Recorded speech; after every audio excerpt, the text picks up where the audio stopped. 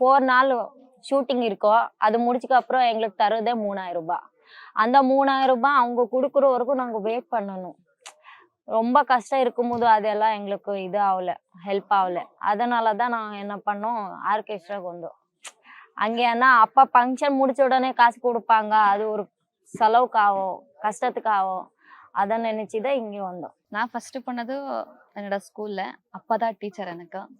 அதுக்கப்புறம் நிறைய கஷ்டங்கள் சூழ்நிலை இதுல ஒரு ஷூட்டிங்ல எனக்கு என் ஃப்ரெண்டு ஒருத்தர் லவின்னு சொல்லிட்டு அவங்க தான் என்ன இந்த ஃபீல்டுக்கு கூட்டிட்டு வந்தது.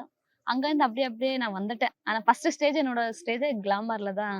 எனக்கு ஃபுல் காஸ்டியூமா கிளாமர் அதெல்லாம் எனக்கு தெரியாது. ஷூட்டிங்ல ஆஃப் ட்ரெஸ் போடுறதுனால இங்கேயும் அதே மாதிரின்னு சொல்லிட்டு அப்போ எனக்கு போக போக தான் அதை பத்தி நான் நிறைய தெரிஞ்சுக்கிட்டேன் டான்ஸ் பத்தி.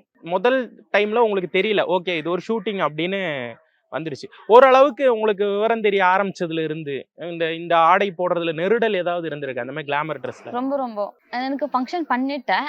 எனக்கு கார்ல உட்காரும் போது நான் ரொம்ப ஃபீல் பண்ணியிருக்கிறேன். இப்போ கூட எனக்கு ஒரு கஷ்டம் தான். ஃபியூச்சர்ல நம்ம ஃபேமிலிக்கு என்னோட இருந்து இதாகும், எதனா வேறவங்க தப்பா பேசுவாங்கன்றது ஊர்ல ரொம்ப பேசுவாங்க.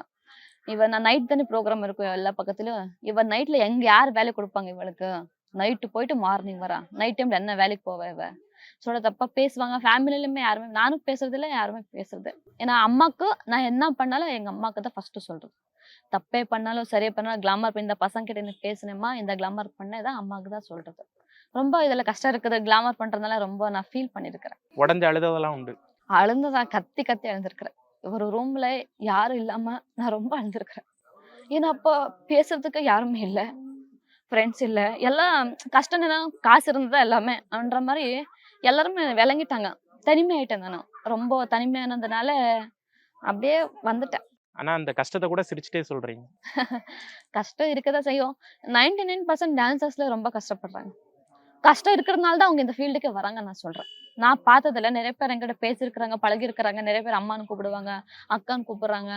அது நிறைய ஃப்ரெண்ட்ஸுங்க இருக்கிறாங்க இதுலன்னா, அவங்க சொல்றது பாதி ஃபேமிலி கஷ்டத்துலதான் இந்த ஃபீல்டுக்கே வராங்க. நல்லா இருந்தா யார் அனுப்புவாங்க சொல்லுங்க? யார் கிளாமர் பண்ண விடுறாங்க? நம்மளுக்குன்னு துணை யாரும் மேல பாத்துக்கிறதுக்கு, சம்பாரிச்சதுக்கு நிறைய பேர் கேர்ள்ஸுங்க இதுக்காக தான் வராங்க. காசுக்கு பிரச்சனை வீட்டுல, ஃபேமிலிக்காக தான் வராங்களே. அவங்க சுயத்துக்காக யாருமே வர்றது இல்ல. ஃபேமிலிய பாத்துக்கணுன்றதுக்காக தான் இதுக்கு வராங்க. சொல்லுங்க, உங்களோட லைஃப் ஸ்டைல் என்ன மாதிரி? லைஃப் ஸ்டைல் டான்ஸ் வந்து பிடிச்சிருக்கு. அதாவது டான்ஸ் இங்கேன்னு பாத்தீங்கன்னா நிறைய ப்ராப்ளம் இருக்கும் தான். நம்மளுக்கு வீட்லயும் ப்ராப்ளம் இருக்கும். ஆனா வீட்ல நம்ம அவ்வளோ ப்ராப்ளம் வச்சுட்டு இங்க வந்து நம்ம ஆடியன்ஸ் ஃபேஸை பார்க்கும்போது நம்ம வீட்ல இருக்க அந்த ப்ராப்ளமே நம்ம மறந்துருவோம். வீட்ல நம்மளுக்கு இவ்வளோ பிரச்சனை இருக்கு அப்படின்றதையே நம்ம மறந்துருவோம். ஃபுல் அண்ட் ஃபுல் டான்ஸ்ல வந்து ஹாப்பியா இருப்போம்.